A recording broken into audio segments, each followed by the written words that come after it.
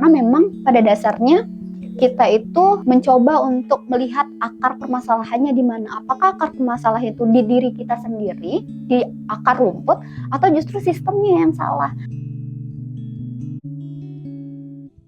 Salam kenal, nama aku Arni, lengkapnya Arnianti. Saat ini aku sebagai pegiat sosial di suatu lembaga namanya Gemawan. Gemawan itu adalah non-government organization atau biasa disebut organisasi masyarakat sipil. Aku sedari kecil lahir di Pontianak dan tumbuh besar di Pontianak, tepatnya di Pontianak Timur. Mungkin aku cerita juga ya sekalian gitu kan. Aku SD di Pontianak, juga SMP di Pontianak, sampai aku juga sekolah SMK aku SMK Mandiri di Pontianak Timur. Itu adalah SMK yang dulunya punya stereotip yang cukup buruk gitu ya. Akhirnya ini sebenarnya aku juga memahami bahwa pendidikan tuh sebenarnya balik lagi tergantung kita. Jadi bukan soal pendidikannya yang tidak baik saja, tapi ketika kita memang punya dasar kemauan yang baik, maka sebenarnya ruang itu bisa dimanfaatkan dengan baik gitu. Jadi kalau misalnya selama ini orang selalu bilang kalau segala sesuatu berpengaruh iya, tapi kalau misalnya diri kita sendiri itu mampu dan mau gitu untuk merubah hal itu, maka itu juga tidak akan berpengaruh besar gitu. Terakhir aku kuliah di Institut Agama Islam Negeri Pontianak, jurusan perbankan. Aku cerita sedikit soal Gemawan. Gemawan adalah rumahku, di mana Gemawan itu lahir dari tahun 99. Jadi kalau teman-teman yang lain belum brojol, aku juga baru brojol, baru lahir gitu. Gemawan sudah ada. Gemawan itu lahir dengan isu good governance dan tentunya kebijakan publik, di mana lahir dari teman-teman aktivis dari tahun 98 gitu. Cukup panjang prosesnya gitu ya, dari tahun 99 hingga 2025 ini udah cukup panjang ya, 26 tahun gitu ya, 26 sampai 27 tahun Gemawan berproses gitu. Menyelaraskan dengan kesibukan Gemawan, aku dimandatkan di Gemawan sebagai koordinator training and learning center, di mana adalah tugasnya untuk mendokumentasikan pengetahuan-pengetahuan dan membuat sebuah kurikulum, silabus atau modul yang sebenarnya dari pengetahuan-pengetahuan yang kami kembangkan dalam pendekatan pemberdayaan masyarakat yang Gemawan lakukan. Contohnya adalah kami membuat kelas-kelas seperti kelas kepemimpinan perempuan, terus kami membuat sekolah namanya Sekolah Inovator Sosial Gemawan atau Sigma, terus juga ada sekolah pemetaan, sekolah paralegal, atau sekolah-sekolah yang misalnya dibutuhkan oleh teman-teman di pemberdayaan atau akar rumput.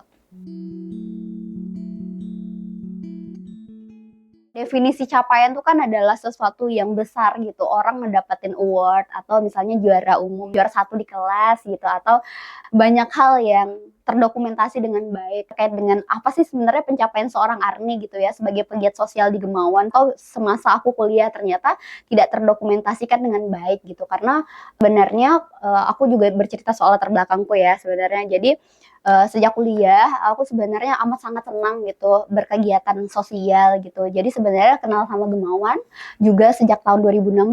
Jadi sejak jadi maba aku sudah sedikit berkenalan dengan beberapa NGO-NGO di Pontianak atau Kalimantan Barat gitu. Nah, dari situ aku paham bahwa kalau membicarakan isu lingkungan dan isu-isu lainnya termasuk demokrasi dan HAM, kebijakan publik dan lainnya, sebenarnya semuanya saling berkaitan atau interseksionalitas. Jadi tidak ada satupun ilmu atau pengetahuan yang sifatnya adalah tunggal.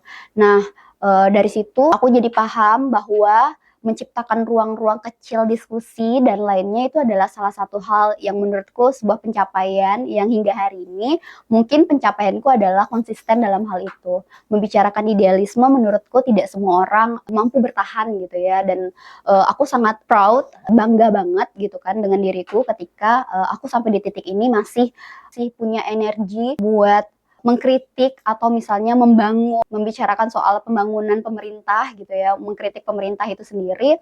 Menurutku itu salah satu privilege dan pencapaian di diriku gitu, salah satunya. Dan sebenarnya mungkin banyak orang yang sebagai anak muda jarang gitu ya mungkin didengar untuk mau ikut serta dalam dunia NGO gitu ya, terutama atau kerja-kerja dalam sosial gitu mungkin. Nah, menurutku ketika kita membicarakan pencapaian, mungkin pencapaian dalam situasi realistis seperti award atau pencapaian dalam bentuk dokumentasi, mungkin sampai saat ini aku sebagai pegiat sosial belum mampu hingga ke sana, tapi kupikir bicara soal pencapaian, definisi itu tidak hanya sifatnya relasional seperti itu, tapi juga sifatnya bisa jadi reflektif di dalam diri bahwa menciptakan ruang aman, menciptakan komunitas, atau memberdayakan masyarakat adalah suatu pencapaian. Berproses sama masyarakat itu juga suatu pencapaian. Kalau kita membicarakan tantangan kerja atau berkegiatan di sebuah NGO, sebenarnya kan kita bersinggungan dengan realitas bahwa saat ini kita mengadvokasi sebuah kebijakan misalnya. Tentu tantangannya amat sangat banyak gitu. Yang pertama, kita bertentangan dengan banyak norma-norma yang ada gitu dengan hukum dan pemerintah gitu. Lalu belum lagi norma-norma yang ada di masyarakat, dan belum lagi yang paling menurutku paling faktual tuh adalah membicarakan soal kemiskinan struktural gitu. Jadi yang kita hadapi tuh tantangannya amat sangat banyak gitu. Tidak hanya sifatnya soal hukum, norma dan lainnya tadi, tapi juga memang sifatnya udah mentok di kemiskinan struktural itu gitu. Jadi kan Gemawan itu punya banyak isu ya. Salah satunya adalah kemandirian ekonomi, kemandirian politik, keadilan gender, keadilan ekologis dan lainnya gitu. Nah, kami tuh saat ini sedang berusaha mengadvokasi itu. Terbayang nggak teman-teman, Gemawan lahir dari tahun 99 sampai hari ini gitu. Proses dari itu semua yang kami advokasi itu impact-nya ada, output-nya ada, tapi punya tantangan yang amat banyak sekali gitu. Lihat baru-baru saja gitu kan bagaimana pemerintah melanggengkan banyak hal gitu ya, atau kita nggak usah sebut pemerintah tapi pengurus negara yang sedang super power banget merasa bahwa masyarakat itu letaknya di bawah, sementara padahal kitalah yang harusnya berkuasa, karena negara tanpa masyarakat tidak terbentuklah negara gitu ya. Adanya undang-undang KUHP yang baru disahkan yang memungkinkan kriminalitas terhadap masyarakat semakin menjadi, terus belum lagi ada undang-undang lainnya yang sangat amat memungkinkan kita tunduk terhadap negara, padahal harusnya tidak seperti itu gitu. Jadi tantangannya amat sangat banyak gitu. Belum lagi tantangan-tantangan secara internal ya. Tantangan secara internal tuh lekat dengan latar belakang, misalnya di umurku gitu yang terbilang masih muda, dan orang-orang beranggapan bahwa kerja-kerja atau berkegiatan seperti ini adalah hal-hal yang naif gitu, karena tidak seperti orang-orang yang 9 to 5 atau orang-orang yang kerja di kantor yang hanya melihat laptop dan lainnya, atau di bank karena jurusan atau latar pendidikanku adalah perbankan gitu, yang harus membicarakan sekarang justru lingkungan gitu. Itu juga sebuah tantangan sih. Jadi refleksi dalam diri menghadapi situasi bahwa kita selayaknya seperti superhero gitu. Enggak seperti itu sebenarnya, karena memang pada dasarnya sebagai pegiat sosial kita tuh sebagai penghubung. Kalau yang buat semangat sebenarnya aku kenapa juga berada dan mau gitu ya menjadi pegiat sosial, sebenarnya aku tidak hanya membicarakan orang lain, aku tidak hanya membicarakan soal hak masyarakat atau hak masyarakat adat atau kita sebut komunitas lokal gitu. Tapi sebenarnya aku sedang membicarakan diriku sendiri. Karena membicarakan soal lingkungan, membicarakan masalah pengelolaan sumber daya alam, kerusakan ekologi itu ketika terjadi dimanapun, termasuk terjadi di hulu, kita yang di hilir sini juga merasakan. Contoh kecilnya adalah krisis iklim atau perubahan iklim. Kita merasakan panas walaupun deforestasi terjadinya di kabupaten lain atau justru di negara lain gitu. Jadi sebenarnya saat ini aku tuh tidak memperjuangkan masalah orang lain gitu, tapi aku sedang memperjuangkan masalahku sendiri gitu. Karena aku lahir dan besar di Pontianak bukan berarti aku tidak harus menjaga hutan. Nah, caraku menjaga hutan adalah dengan menjadi pegiat sosial dan berhubungan dengan teman-teman masyarakat yang bersentuhan langsung dengan alam itu sendiri.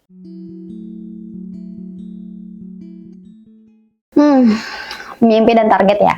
Jadi aku tuh dari kecil sebenarnya pengen jadi Ranger Pink. Ya, jadi Ranger Pink. Jadi pada saat kecil tuh aku sebenarnya sangat amat senang gitu nonton Power Ranger. Power Ranger tuh kan ada merah, kuning, hijau, biru, pink ya.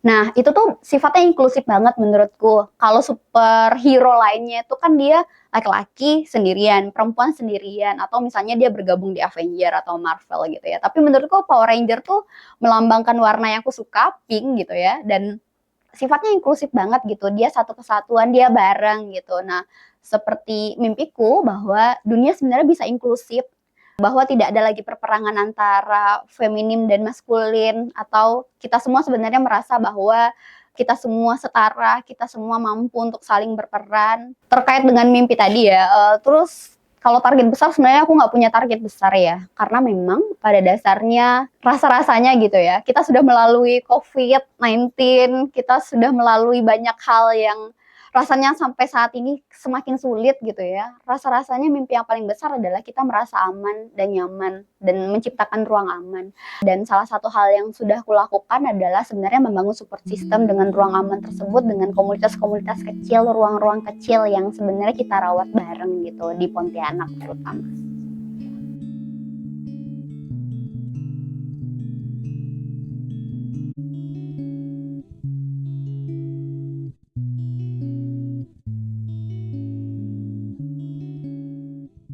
Halo semuanya, aku Rifki Amanda. Dari beliau, aku belajar banyak hal tentang kepedulian, tentang memanusiakan manusia, dan aku harap kalian yang menonton juga ikut terinspirasi dari beliau. Halo semuanya, aku Diana Julianti. Jadi dari kisah yang aku dapatkan dari Kak Arni, aku mendapatkan banyak banget pelajaran dan juga motivasi hidup bahwa Kak Arni ini adalah sosok yang memiliki jiwa kepemimpinan dan jiwa sosial yang sangat tinggi. Banyak hal yang aku baru tahu setelah aku mendengar banyak cerita dan juga kisah dari Kak Arni.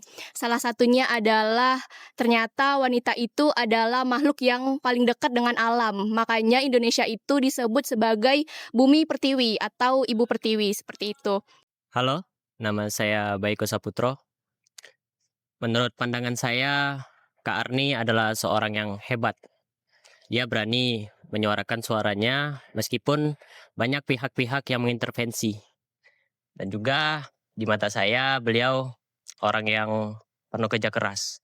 Karena berdasarkan ceritanya, sejak SMA beliau sudah mulai aktif di berbagai kegiatan, serta dalam berkuliah pun beliau tidak pantang menyerah. Menurut saya pribadi, saya harus mengikuti jejak beliau karena sebagai seorang mahasiswa, tentunya saya juga akan terjun ke masyarakat seperti beliau. Jadi saya pikir bagaimana cara beliau menghadapi masyarakat, bagaimana cara beliau berani menyuarakan pendapatnya, itu layak untuk saya ikuti. Halo, aku Deswinta. Di sini aku akan bagiin hal yang aku dapat setelah berbincang dengan Kak Arni. Hal yang paling berkesan menurut aku adalah ketika Kak Arni menceritakan tentang kesibukannya. Dibalikan kesibukannya, dia tidak cuma melakukan kegiatan formal seperti rapat maupun pelatihan, tetapi dia juga melakukan hal-hal seperti langsung turun ke desa-desa untuk berdialog dengan masyarakat, mendengarkan keluhan mereka, dan membangun kepercayaan. Dari situ aku sadar bahwa kerja sosial itu nggak cuman tampil di depan publik, tapi langsung terjun untuk kerja nyata. Hai, nama saya Muhammad Syahrizam. Dari cerita Kak Arni, saya berpikir bahwa hidup itu bukan hanya tentang orang lain, tapi tentang diri kita sendiri. Sebagai seorang aktivis, beliau juga menyuarakan banyak sekali aspirasi-aspirasi masyarakat yang selama ini tidak didengar oleh pemerintah. Tetapi dalam menyampaikan aspirasi tersebut, beliau tidak hanya menyampaikan aspirasi masyarakat saja, beliau juga menyampaikan aspirasi dirinya sendiri. Menurut saya, kita jangan pernah takut untuk menyuarakan apa yang perlu kita suarakan. Hai, aku Victoria. Jadi berdasarkan percakapan kami dengan Kak Arni, aku tuh belajar kalau Kak Arni adalah perempuan yang benar-benar independent woman banget. Kenapa? Karena nggak semua orang itu berani buat keluar dari zona nyaman, apalagi di tengah sesuatu yang mungkin banyak mendistraksi hal yang dilakukan Kak Arni. Jadi aku tuh belajar kalau nggak ada salahnya buat kita mencoba sesuatu yang mungkin menurut orang itu adalah hal yang tabu, karena selagi itu adalah passion kita, ya, why not?